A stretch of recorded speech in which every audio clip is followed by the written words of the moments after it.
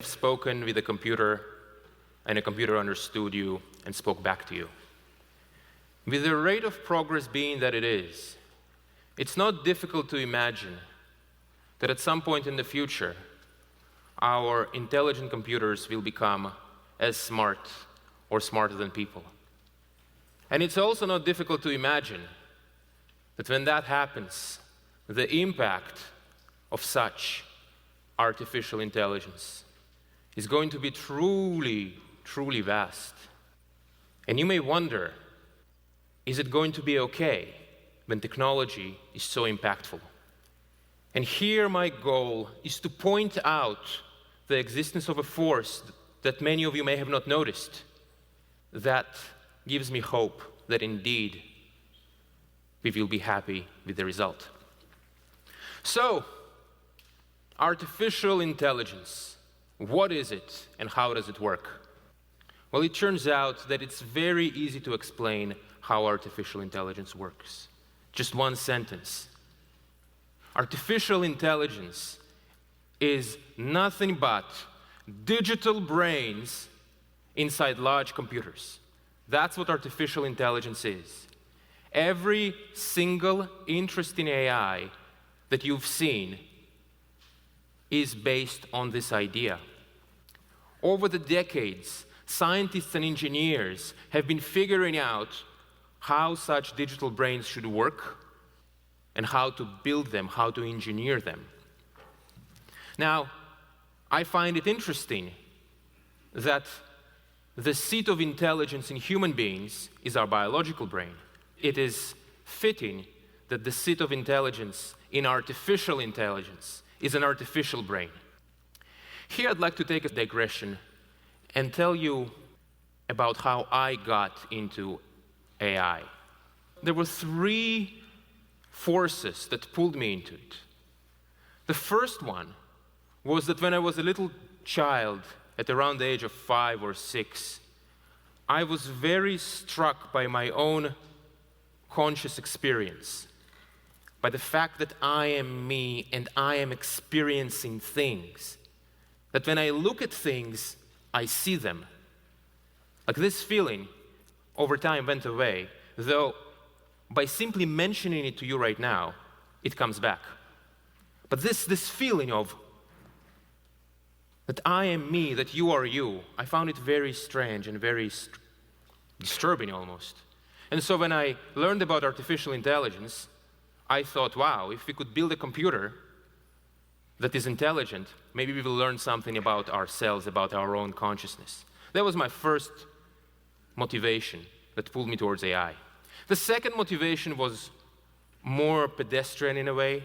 I was simply curious about how intelligence works.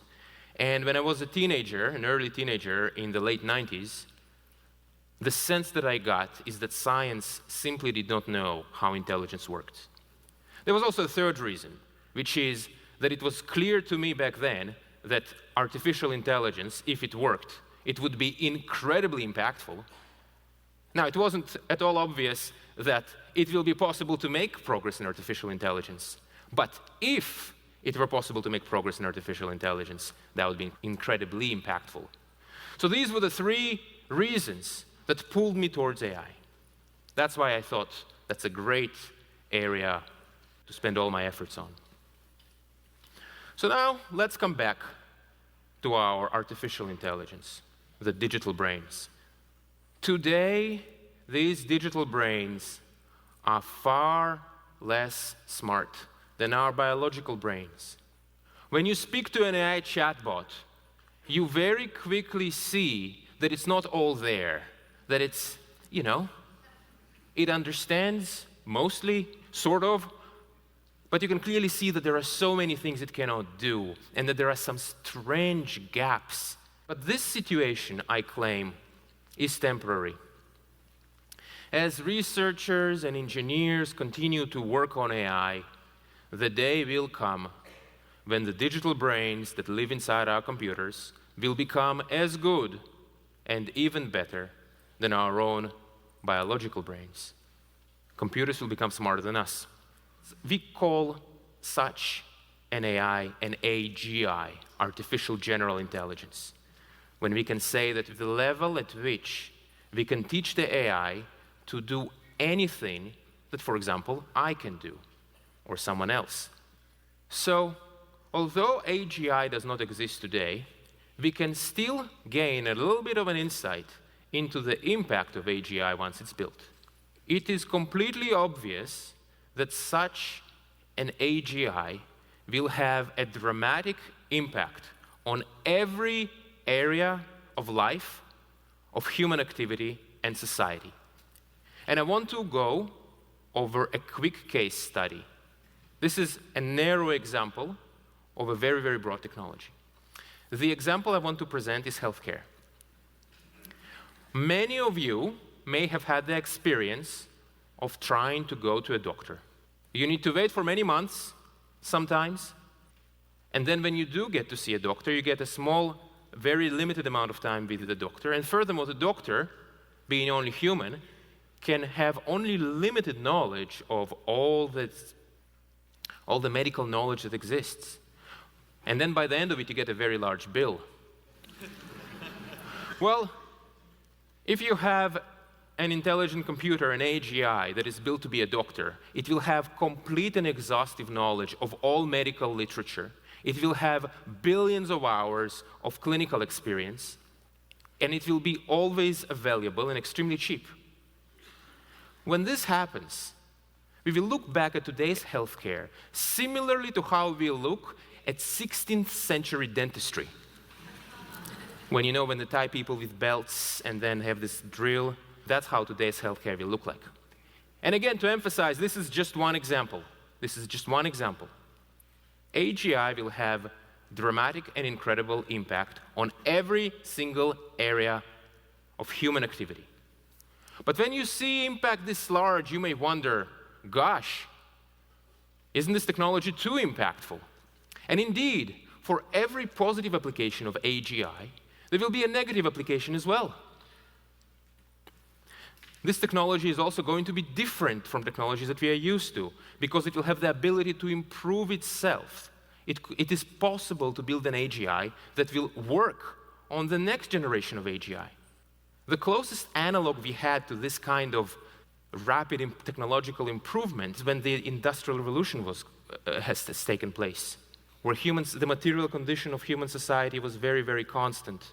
And then it was a rapid increase, rapid growth.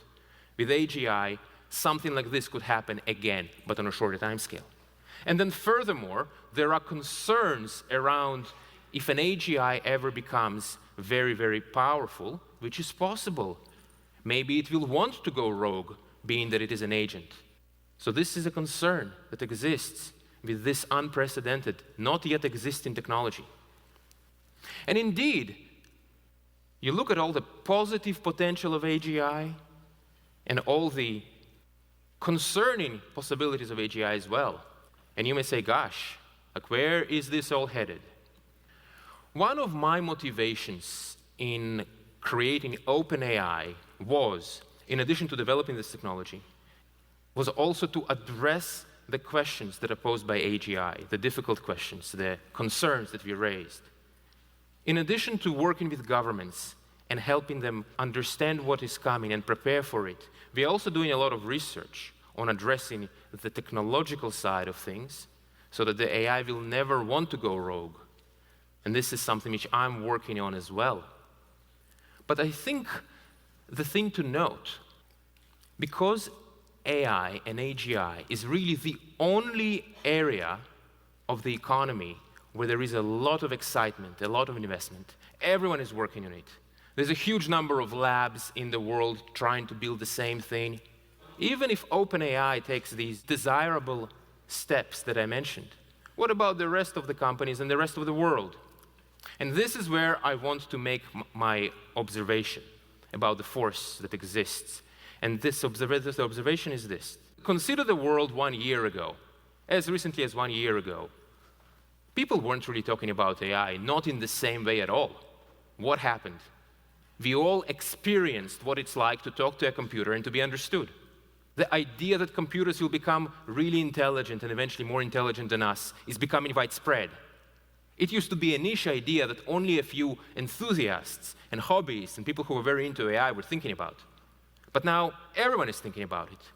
And as AI continues to make progress, as technology continues to advance, as more and more people see what AI can do and where it is headed towards, then it will become clear just how dramatic, incredible, and